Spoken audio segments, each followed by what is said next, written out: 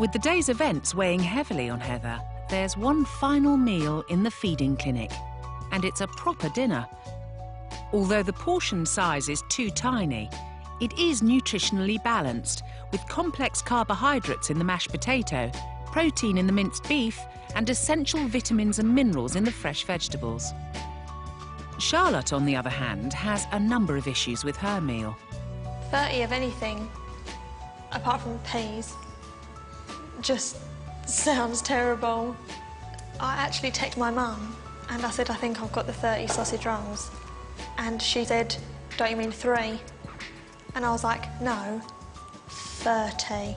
Eating 30 sausage rolls is by no means ideal, but by exposing each other to their extreme eating habits, they'll see how to make important changes for a healthier diet. Let's get going. But that's not the only meal dominated by numbers.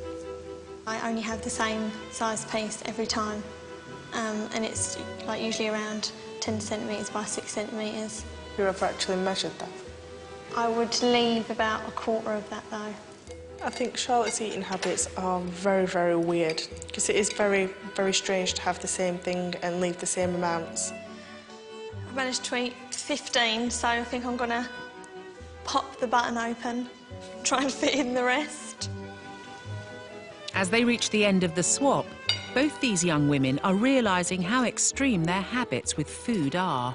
I think the whole emotional rollercoaster of everything that's going on has made me realise what it is that I'm doing to not only me but Maddie as well. Me leaving bits of food and over-analysing things was a bit compulsive. So it's a habit that I definitely want to break. It's the end of the swap. Time for Dr. Christian to give Heather and Charlotte their 12-week healthy eating plans. How's it been? Have you enjoyed it? Yeah, it's been great. It's been a fantastic opportunity, and I'm now going to go home and have a lot smaller portions. And what about you, Charlotte? I've definitely changed in the fact that I'm not going to over-analyse and overthink my food too much. Yeah, I think you thought too much, and you didn't really think at all. And now we've addressed that balance, I think it's going to get much, much better. So everything that you need now for your diet plans are all in here, and I have to say I'm really looking forward to seeing you two in 12 weeks' time. It's been such a challenge, but I have really enjoyed finding out about myself and having to push myself. And I'm just really looking forward to going back home and starting my new diet. I've learned that it just looks ridiculous to leave a tiny bit of food. I've learnt a lot about myself and how I act around food, which I'll be taking home and doing something about it. Me, Maddie and Richard will certainly be changing our eating habits, and there's going to be a lot more home-cooked food. It's like a weight's being lifted knowing that I'm going to go home and she's not going to be like me. 8 weeks ago, these 4 girls agreed to a course of therapy to tackle their eating disorder, anorexia nervosa. They've undergone tasks that challenge the typical habits of anorexia, learning yoga to counter obsessive exercising, eating takeaways to relinquish controlling eating habits, and cooking to broaden their culinary horizons, all under the guidance of eating disorder specialist Ursula Philpott. You know, a sort of a chunky Today, they face their biggest challenge yet, to order and eat several courses at a restaurant. For anorexia sufferers, eating out and relinquishing control of the contents of the exact meal they're eating can be a massive step to recovery. They have to choose from a menu. It will be out of their control. They've no idea what the food's going to come like, what kind of portion it's going to come like. Rachel embraces the task wholeheartedly. And then for main, I'm going to challenge myself and have a vegetable and pesto lasagna. Pasta has been my fear food. That was one thing I cut out. Elaine, who has suffered anorexia for 17 years, is feeling big changes. Whereas previously I'd get a bit kind of horrified and unsure of what I was going to eat and how many calories were in it, I'm less preoccupied with that sort of thing now. I'm more looking forward to eating. She opts for 2 courses straight off. Can I have the scallops, please, to start? And I'm going to go with the smoked haddock for a main course. Her choice of unfamiliar food shows recovery has begun. I wouldn't normally have something with a sauce. Goes against everything that was normal to me, so I'm looking forward to tasting it. Although Fiona was eating at meal times, her portion sizes were extremely small. Now that's changing. If you compare the fish element of what I've got today, the portion size compared to what I had that first week, there is a big difference. I think it's so nice to see everybody eating a healthy, balanced meal and actually enjoying it as well, because I think that is the key. This meal has got Rebecca to face up to her food fears and overcome them. When I saw the plates coming in, I thought they were not far off being flying saucers the size of them, so I was like, oh wow. But the food actually on it is fine. The girls are enjoying the food. And you're enjoying the flavours? Really, really enjoying it. And their achievements. It's just a huge step, and I'm just so proud of, I think, myself and everybody here that we've actually, we can do this, looking back how we did, when we started. 8 weeks ago, I just remember when we were all sat around having our sort of typical meals, just thinking about the contrast. I mean, if you look at the plates now with how they were 8 weeks ago. They even stretch themselves to try dessert and are enjoying the sweetness of life once more. I feel as though I've been given a second chance, really enjoying life again and just seeing all the good things that I can do without my eating disorder. Physically, I just feel so much better. I've got energy, I just feel alive. Like before, my whole life was driven around food. There is life after an eating disorder. Life doesn't actually stop, life begins when you say goodbye to the eating disorder. People suffering eating disorders are often resistant to change, and what we've managed over the last 8 weeks is to sow the seeds of change for these girls. There is still a long way to go, and as they enjoy some celebratory liquid calories, Elaine sums up the feelings of the group. I don't want to lose any more of my life just having all these hang-ups and issues around food. I'm absolutely ready to say goodbye to anorexia. Yes. It's been 6 weeks since Superskinny Charlotte and Supersize Heather left the feeding clinic. They've been following bespoke eating plans to help them get the results they really need. Heather's plan involves reducing her portion sizes, taking food into work so she's not tempted by the high-fat salt options in the staff canteen, and more home cooking so she's not reliant on microwave meals and her local takeaway. So as you can see, we've got quite a lot of fresh fruit. So we've got grapes and some satsumas. And then instead of the processed foods, I've got things like fresh prawns, and then we have lots of light yogurts as well instead of the ice cream and chocolate. As Heather's morbidly obese, she needs to cut calories slowly, so her diet plan is based around consuming 2,500 calories a day, gradually reducing this to 2,000 a day over time.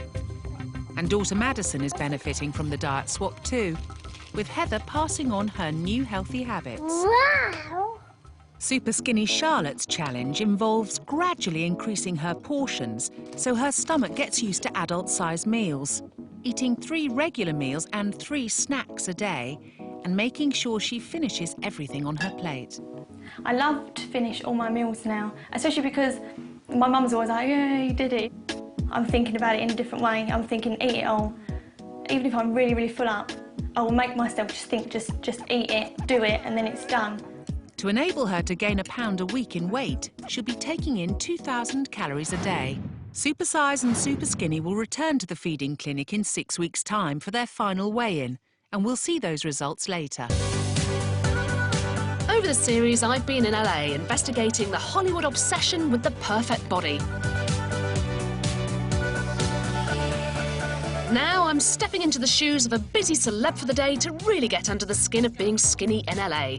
I've an important photo shoot lined up with photographer to the famous Michael Segal, who snapped the likes of Kate Hudson and Antonio Banderas.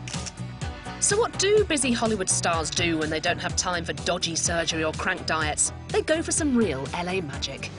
First stop, I do what any self-respecting satin-skinned starlet would do. All right, excuse me. Don a giant baby grow and get suckered by a vacuum-powered roller. It's called endomology. Is that too strong? No, that's actually strangely nice. It's claimed the action of the machine eliminates toxins to restore smoothness and reduce fat cells. I'm assured it has a star-studded fan base, but my therapist is not name-dropping. Which people like to have this done?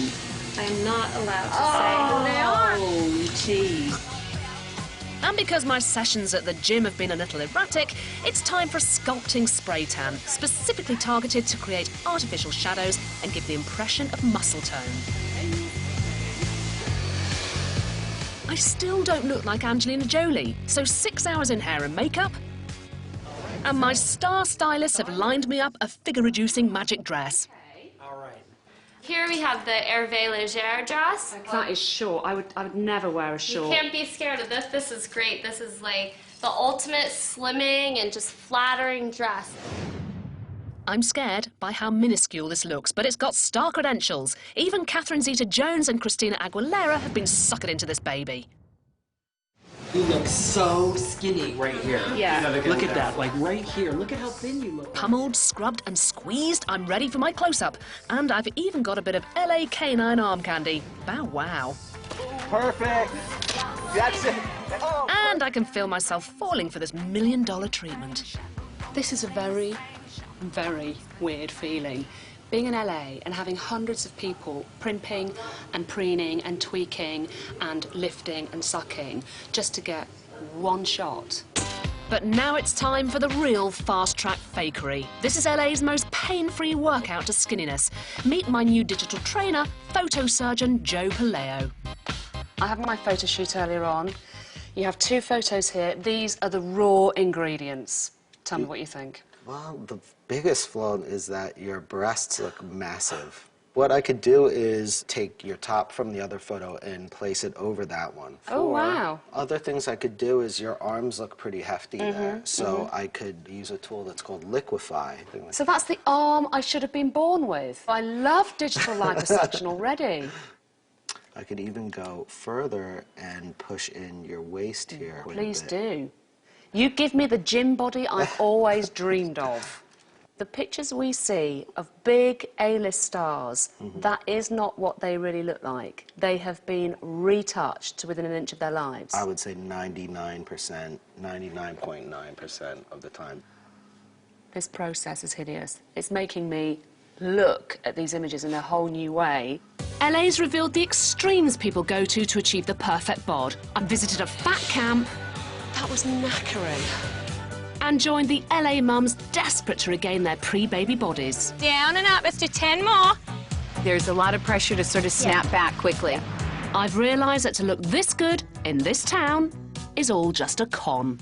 12 weeks ago, Supersize Heather and Superskinny Charlotte swapped their destructive diets for 5 days in a bid to change their extreme habits with food. Today they return for a final weigh-in. But before they get on the scales, they come face to face again for the first time in 3 months. Guys, come on in and meet each other. Heather, Charlotte. Oh my God, you look amazing. They've both worked hard at their new healthy, balanced diet plans, but has it paid off? Previously, Charlotte weighed a dangerously low 6 stone 3 pounds. Now, you're a whopping 6 stone 13. Oh! You've put on 10 pounds, which is extraordinary. Well, hey! And the would-be glamour model is also getting some longed-for curves, putting 2.5 inches on her waist and 1 inch on each leg and arm. I'm more plump, that's my word. My face is more plump and my bum's more plump. Heather, it's your turn.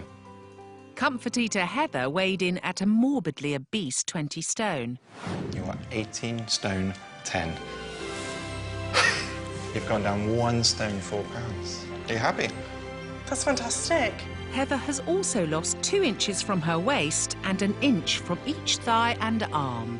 My little sister, she's like, oh my God, look at your arms. And I'm like, well, what's the matter? She says, your bingo wings have shrunk. I even feel a bit sexy as well. And even your little daughter now, Madison, is benefiting, isn't she? Definitely. There's no chocolate in the house anymore. She's always foraging around in the fridge for fruit and she just, I don't know, she seems to have more energy. You better look healthy and glowing, and it's really obvious that you've taken on board all that advice. It's working for you spectacularly well. I'm glad I realised that I do actually have quite a bad attitude towards food. It wasn't that important to me, and I've realised that now it is. I'm definitely going to keep it up because I still want to gain more weight. It's just made me realise that having the proper diet is doing everything that I want to do with my body, and it's making me better inside and outside. My body's changed quite a bit. I've even had to go out and buy some new jeans because my other ones were far too big. I feel fantastic. I feel much better in myself, a lot healthier. I've got more energy to chase around after Madison. The future for me is to stick to my diet plan and keep the family on the diet plan and lose even more weight. If you've been affected by any of the issues raised in this programme, go to www.channel4.com/health